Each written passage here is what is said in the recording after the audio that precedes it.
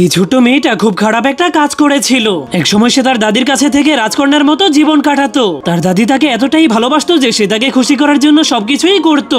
একদিন তার দাদি তাকে একটা বিড়াল ছানা উপহার দেয়, যা পাওয়ার পর মেয়েটা অনেক খুশি হয়ে গেলেও সময়ের সাথে সাথে সবকিছু ভয়ঙ্কর ভাবে বদলে যেতে শুরু করে। কারণ সেই বিড়ালটাকে আনার পর থেকেই দাদি তার নাতনিকে ভুলে গিয়ে সবসময় সেই বিড়ালটাকে নিয়েই পড়ে থাকতো। এমনকি এখন সেই ছোট্ট মেয়েটাকে দাদি ঠিকমতো খাবারও খেতে দিত না, কারণ সে সারাদিনই বিড়ালটাকে মজার মজার খাবার খাওয়াতে ব্যস্ত থাকতো। যার কারণে এসব দেখে মেয়েটার সেই বিড়ালটার উপর অনেক হিংসে হতে শুরু করলে সে ওই বিড়ালটাকে মেরে ফেলার সিদ্ধান্ত নেয়। কিন্তু প্রথমবার সে বিড়ালটাকে মারতে গিয়ে তার দাদির কাছে ধরা খেয়ে গেলে তার দাদি তাকে ভয়ঙ্কর একটা শাস্তি দিয়ে দেয়। কিন্তু এরপর একদিন বিড়ালটা সেই মেয়েটার সব থেকে প্রিয় খেলনাটাকে ভেঙে ফেলে, যার কারণে মেয়েটা দাদির কাছে বিড়ালটার নামে বিচার দিতে শুরু করলেও দাদি তার কোনো কথাই শুনে না। এই জন্য মেয়েটার ধৈর্যের সীমা ভেঙে গেলে সে প্রচন্ড রেগে বিড়ালটাকে রান্নাঘরে নিয়ে ব্যাগের মধ্যে ভরে দেয়। সে সিদ্ধান্ত নিয়েছিল এবার সে যেভাবেই হোক বিড়ালটাকে শেষ করে দিবে। কিন্তু সে বিড়ালটাকে পানিতে ডুবিয়ে মারতে গেলেই হঠাৎ করে সে তার দাদির গলার আওয়াজ শুনতে পায়।